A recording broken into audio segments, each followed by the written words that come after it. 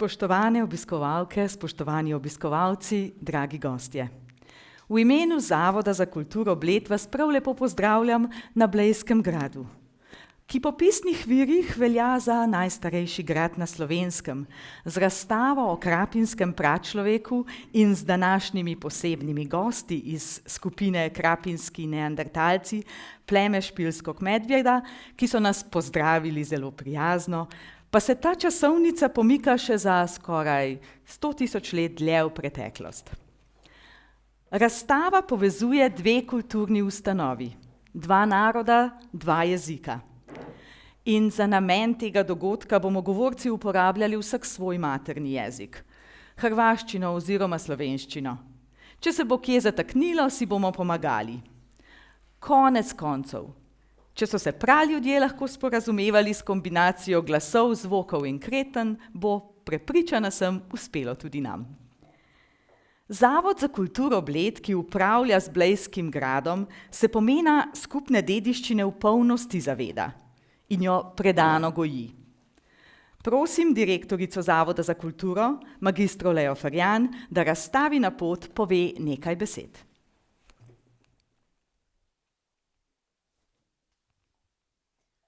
Spoštovani gostje, dobrodošli na Blejskem gradu na današnji večer, ki ga bomo preživeli skupaj in tako odprli posebno zanimivo razstavo o krapinskem pračloveku. Razstava je plod dogovora in sodelovanja Zavoda za kulturo Bled z Muzejem krapinskih neandertalcev. Ta muzejski prostor se že vrsto let posveča raziskovanju in ohranjanju ene najpomembnejših evropskih arheoloških lokacij.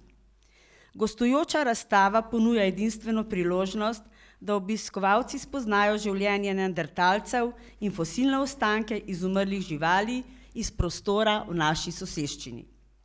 V mojem imenu in v imenu Zavoda za kulturo Bled se zahvaljujem moji ekipi in ekipi gostujočega muzeja, ki ste prispevali k nastanku in postavitvi te izjemne razstave, še posebej avtorju Jurici Sabolu, ravnatelju Muzejev Hrvaškega Zagorja. Prepričana sem, da bo današnji ogled razstave v spremstvu avtorja neponovljiv in nepozaben. Želim vam prijeten večer in nepozabno izkušnjo na Blejskem gradu.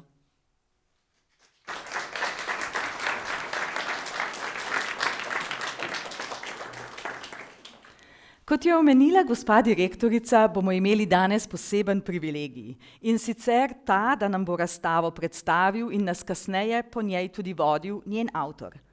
V čast pa nam je, da ji s svojo prisotnostjo dodano vrednost dajeta tudi dva gosta. Župan občine Bled, gospod Anton Mežan, ter pooblaščeni minister veleposlaništva Republike Hrvaške v Sloveniji, gospod Duja Ančić. Gospod Ančić, tudi vas prosim za nekaj besed.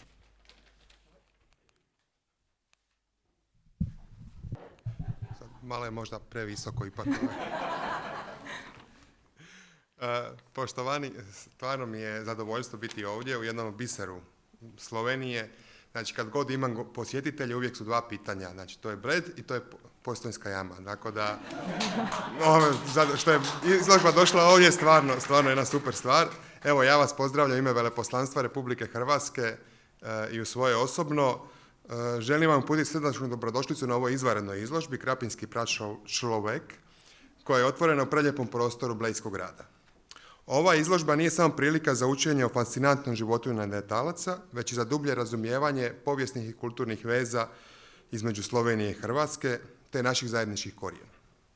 Izložba povezuje dva kulturna mjesta, znači Blejski grad i Muzej krapinskog neandertalca, koji svojim radom doprinose očuvanju i istraživanju bogate europske baštine.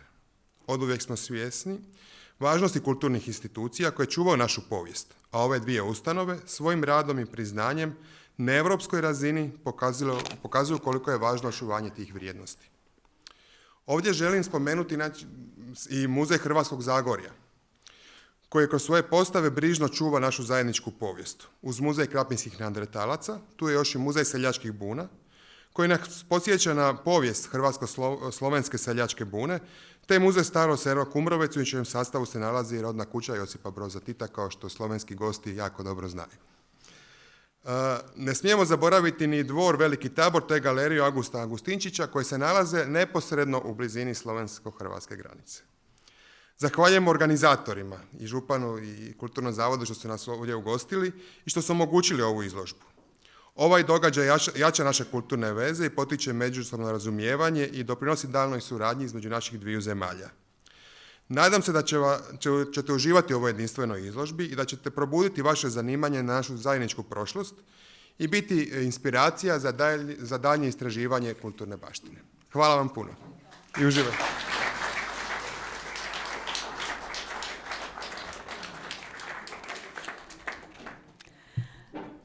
Mikrofon smo nastavili na neandertalsko višino.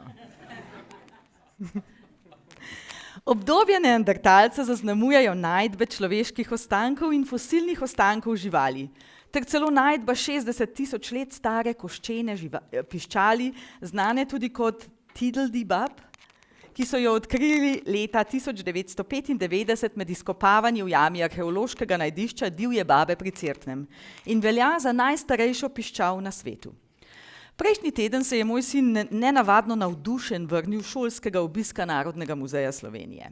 Predmet, ki ga je prevzel, je bila prav neandertalčeva piščal. Iz stegnenice jamskega medveda mi je hitel pripovedovati. Mladiča jamskega medveda, je še dodal. Če bi vedel, da nam danes na repliko te piščali igra Katinka Dinkarska, ga ne bi spravili na nogometni turnir v Umagu. Glasbeničin oče, Ljuben Dimkarovski, je dolga leta izdeloval replike te piščali in se ukvarjal z njenim zvokom. Hči pa nadaljuje njegovo poslanstvo. Hvaležni smo za izjemno priložnost, da lahko prisluhnemo zvokom, ki so lepšali življenje praljudi že pred 60.000 leti. Gospa Dimkarovska, v prvi skladbi ste z zvoki narave v dvorano privabili še dodatne obiskovalce. Vas lahko zaprosimo za še eno skladbo, morda kakšen ljudski napev?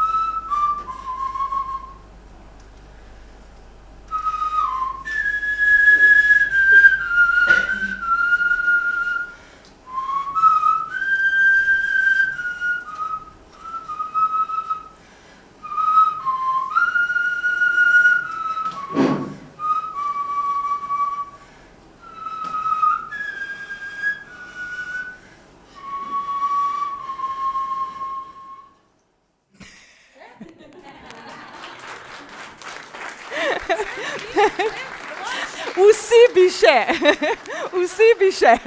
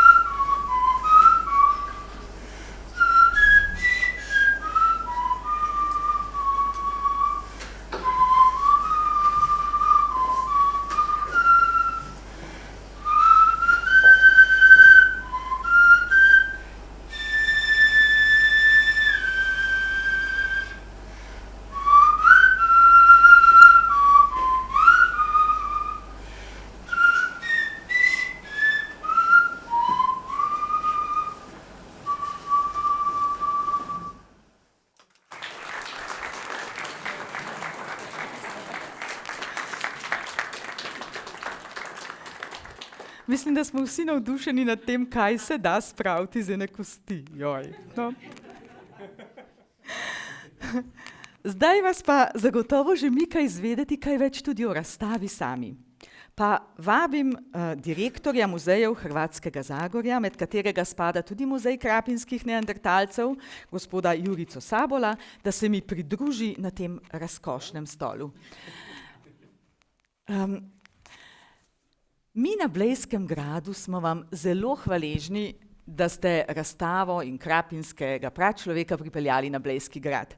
Ampak z njo ste gostovali že v nekaj slovenskih muzejih. Kje ste že vse bili? Evo, prije svega, sve vas srdačno pozdravljam u ime Muzeja Hrvatskog Zagorja kao svoje osobno. Stvarno mi je čast, zadovoljstvo, ali i privilegija biti danas na Bledu, pa bih prije svega zahvalio direktorici Zavoda za kulturu Bled na gostoprimstvu i na suradnji, kao i Lauri na sveopće pomoći oko organizacije ove izložbe, koja je jedna od, mogu reći, najizazovnijih do sada. Baš potkrovlje Blejskog grada donijeti 200 kg pijeska iz Krapine nije bilo lako, ali hvala Bogu imate gondolu koja se to dopremilo.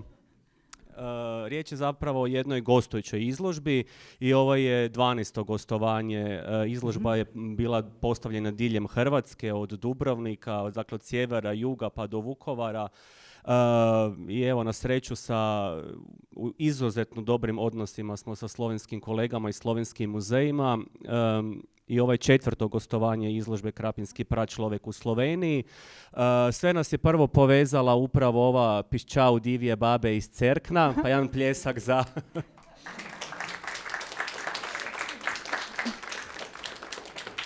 i replika se nalazi u stalnom postavu muzeja u Krapini. I povezala nas i zapravo sa slovenskim muzejima znak evropske dedišćine.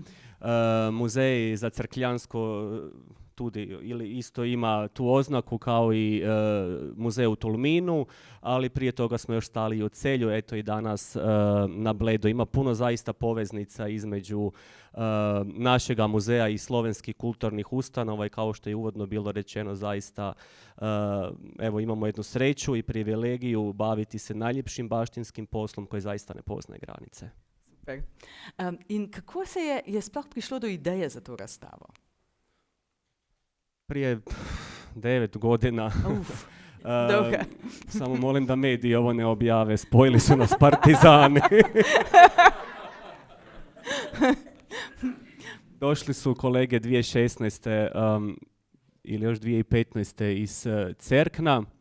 I grad Krapina i Cerkna imaju potpisan sporazum u suradnji, eto tako malo pomalo, pa kako bi se još mogli povezati, pa jel biste mogli napraviti neku izložbu.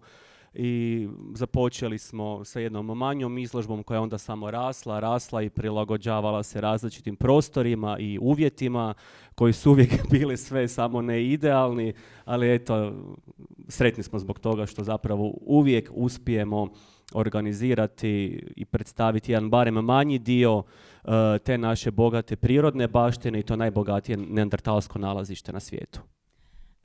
Zdaj, sabo ste pripeljali tudi skoraj prave neandertalce.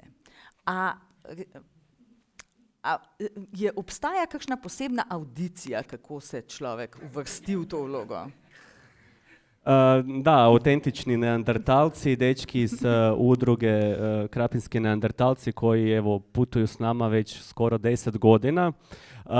Pa za audiciju ćete morati pitati njih. Ja ne bih tu, kako se kaže u Zagorju, štel se mešati koji su njihovi uvjeti i bolje da možda i ne znamo, ali znamo da ćemo imati nekakvu audiciju sigurno večeras ovdje na Bledu. Moč, ja. V čem so bili pa neandertalci podobni današnjemu človeku? Pa dakle, prije svega govorimo o periodu od prije 125.000 godina. Dakle, to je zaista bilo davno i ta vrsta Homo sapiensa neandertalensisa obitavala je na području Europe i bili su zaista vrlo mnogobrojni sve do dolaska modernog čovjeka. Bilo je naravno anatomske razlike prije svega u odraslim jedinkama između modernog čovjeka i neandertalca. Nešto smo pokušali to i na izložbi predstaviti. Dakle, evo zanimljivo da je on imao veći volumen mozga od današnjeg čovjeka, mi smo kao pametniji, jel? Bilo je i tu drugih morfoloških nekih obilježja poput izrazito širokih noseva ili nadočnih lukova i krasila ih je, odnosno karakteristična je bila vrlo jedna moćna fizička sposobnost, oko 200 kg su mogli podignuti teret. Zadaća im je njima bila samo preživjeti. Povišenja tjelesna temperatura im je bila normalna za razliku od nas danas 38 i znam da se kaže čokata postava. Čokata postava. Kako bi pa nama šlo v tistih časih? Nikako. Dobro vedeti, ja. V redu. Torej, zdaj samo še tako...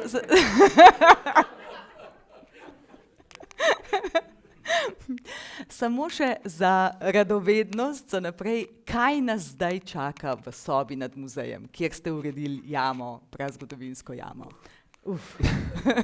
Pa evo, ja sam bio mrvicu skeptičan prije svega kako će se izložba direktorici dopasti. Obzirom na prostor koji smo imali na raspolaganju, pokušali smo predstaviti one najbitnije dijelove i o krapinskom pračovjeku, ali ono što je bitno osim tih kostiju, fosilnih ostataka neandertalaca, da je u Krapini sakupljena jako bogata zbirka životinskih fosilnih ostataka prije više od 2.500 komada. Dakle, to su sve životinje koje danas više ne žive, od toplodobnog nosoroga, velikog špiljskog medvjeda, pragoveda, stepskog velikog bizona, dakle sve ona velika jedna megafauna iz razdoblja ledenog doba i imamo sreće da zapravo u Krapini imamo, čuva se original, jedan dio te fosilne građe koja je danas ovdje u muzeju izložena, a što se tiče inače zbirke Krapinskog diluvija, odnosno zbirke prave zbirke Neandertalca, ona se eto nažalost čuva od prvog dana u Hrvatskom prirodoslovnom muzeju u Zagrebu, ali eto nadamo se da će se stvari možda i promijeniti jednog dana, da će se pračovjek vratiti doma u Krapinu. Podpiramo idejo. Tako da mislim, da smo že vsi malo nestrpni, da si gremo zares ogledati razstavo. Tako da bi se zdajle vam lepo zahvalila z enim miniaturnim darilom, sladkim darilom. To so čokoladni pralineji, čokoladne praline v okusu in obliki potice. Potica je, ja, slovenska kolač. Ja, potice, tako da veliko užitkov. Hvala lepa. Hvala i vama i hvala svima koji su došli. Hvala. Hvala.